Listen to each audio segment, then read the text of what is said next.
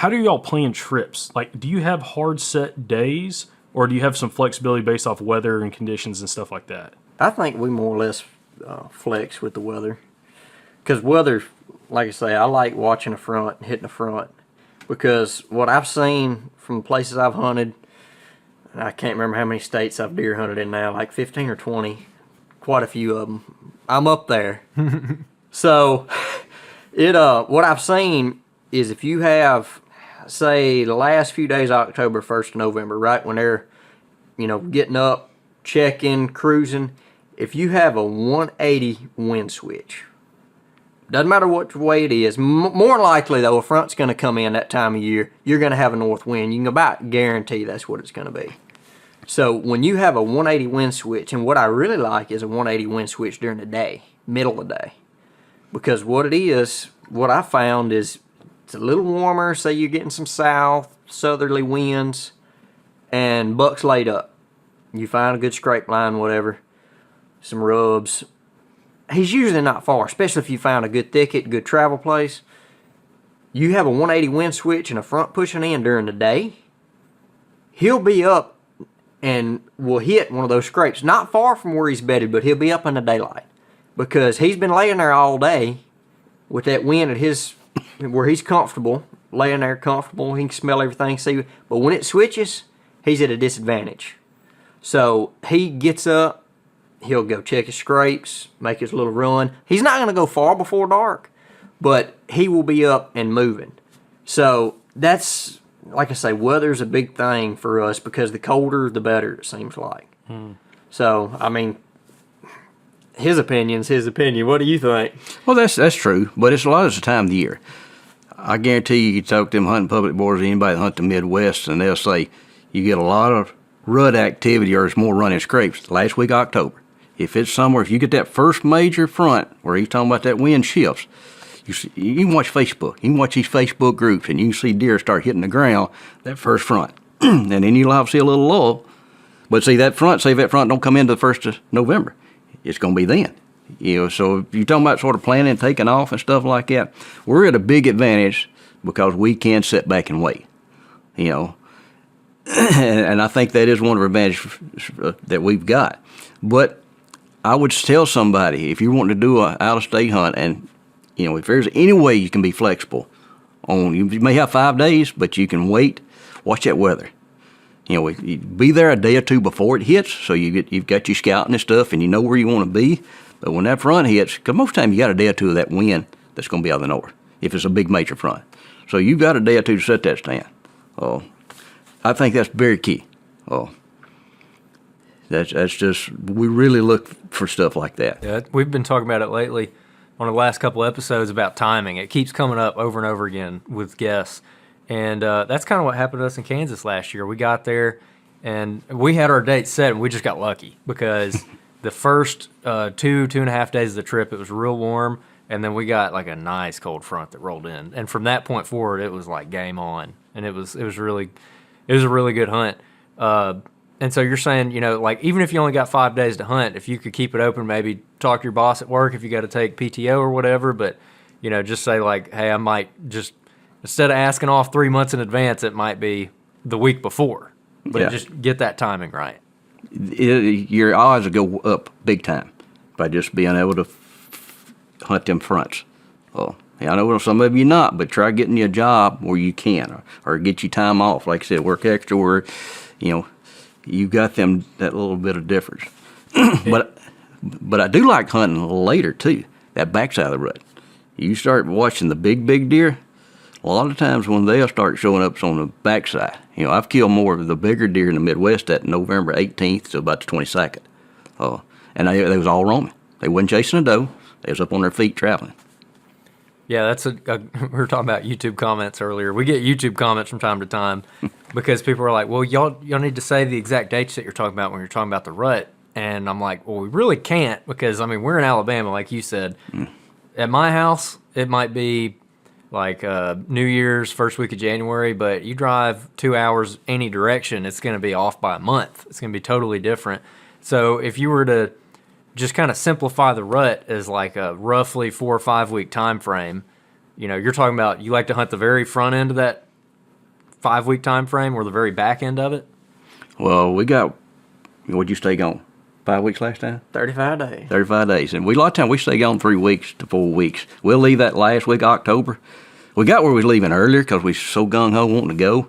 We'd head further north, but you burn yourself out time you get to the end of it. So what do you say your dates you want to plan this time?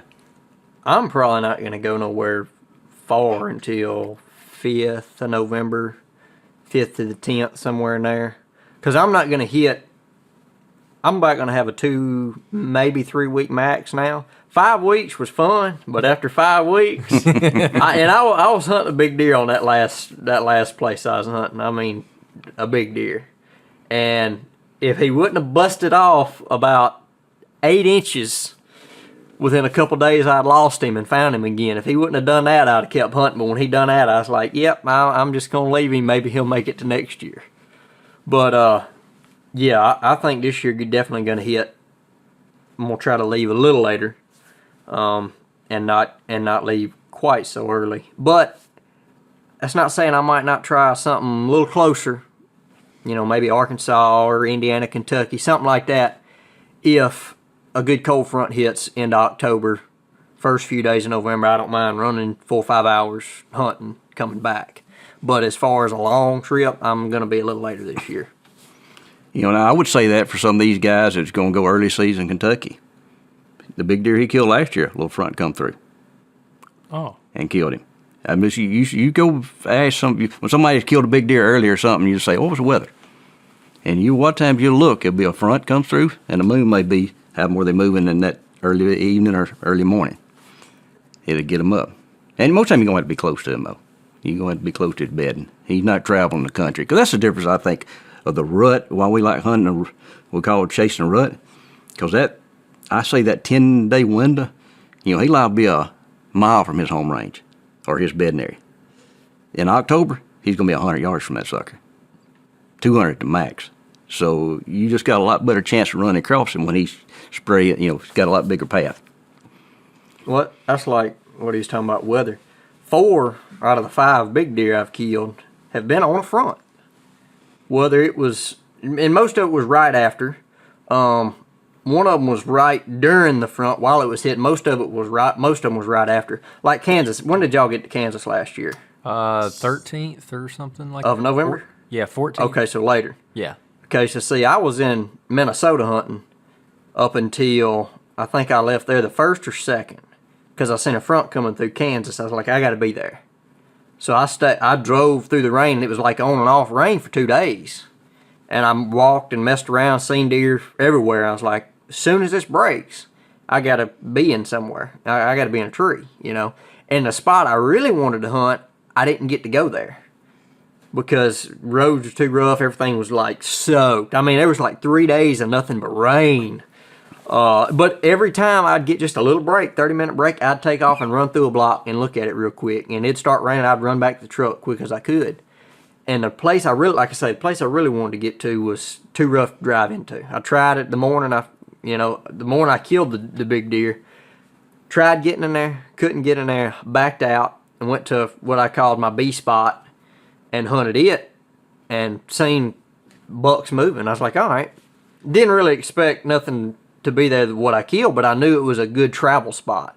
The way the bottom connected to another ridge that dropped over into another bottom, I said, they're going to run these bottoms up, crest over these saddles into these other drains and run them. So I was in a really good spot, but it wasn't my top spot. But after hunting that and seeing that, right after a front, the bucks were up moving. So right after or right during a front has been my best success. Or during the rut, we've both seen this as like 2 days after, a day or two after the front, you catch them up traveling a lot further from where they've been bedded because the front hit, it's been cold, they've been up traveling, roaming. We've seen that several times. Yeah. Yeah, I like more of that end of the first day, second day, but he gets in a lot tighter. You know, I guess I'm a little more slouchy getting into my areas. I don't take near as much time to, you know, I get in a boat and I get to my spot where now he'll really pay attention to wind, pay attention to thermals, and get in there. Oh. But I look at it, I can sit a long time. I used to when I was young like him, I like to walk. Now if I find a good spot, I can sit there from daylight to dark 2 or 3 days, as long as I'm seeing a few deer. I guess I got way more patience. The whole timing conversation is so interesting because I think this is one thing that if people pay attention to, me and Andrew included, I think it tremendously will boost not only your sightings but also opportunities. Instead of going gun ho right when season starts, there's nothing wrong with that. Definitely go out, kind of shoot some does or whatever, but almost burn yourself out by the time when the timing is getting better. You're kind of getting sloppy with your hunting. It's kind of like you were talking about earlier, just on these long trips. You don't have to go on a long trip, but if you're hunting back home, you have a family or whatever, family, spouse, kids, all that, full time, your job, you're hunting on weekends, you're dealing with everything else. By the time it gets a little bit later in the season, you could be a little bit just more drained and tired, and also you lost some of the, say, brownie points. Momentum. Well, Yeah, momentum too. Well, momentum, but It's that's I for mean, them people that's married and Well, but it could but it can make it when the timing finally gets good. If you've already used a lot of your time away from family and work to try to go and hunt, you could limit your opportunity and your success. Where you hunted a lot, but it was at the wrong time of the season, especially if you don't have a big window of time that you get to go hunting.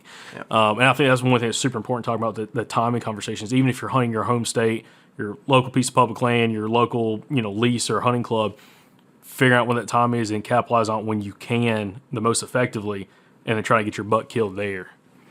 So yeah, and I think a lot of that comes with experience, because I think he would vouch for this too. When I was younger, I didn't miss open day of deer season around here. But after I got going hunting other places, and I know it don't get good here to Christmas, I've been here before opening day, and we just know it's not. And if you'd have told me that years ago, if you'd have told him that 4 or 5 years ago, he's like, I'm finna hunt opening day. But when you know when it's better, you better manage your time. You try putting it. You learn to know when to go. This is the best time. A lot of folks say, I'm gonna go anytime I'm off. Well, if you're working that much, do it. But if you want to be a smarter hunter, get you a job where you can hunt at the right time. That's the way I look at it. And that's one thing I say about the better hunters in the country. They're the ones that kill more bigger deer. Their job works around their hunting. A lot of folks won't say, well, I can't do that. Well, you're the one that got yourself in a shape of all these notes and stuff that you got to do it. But I don't care how good a hunter you are, if you're not there at the right time, you're not very successful.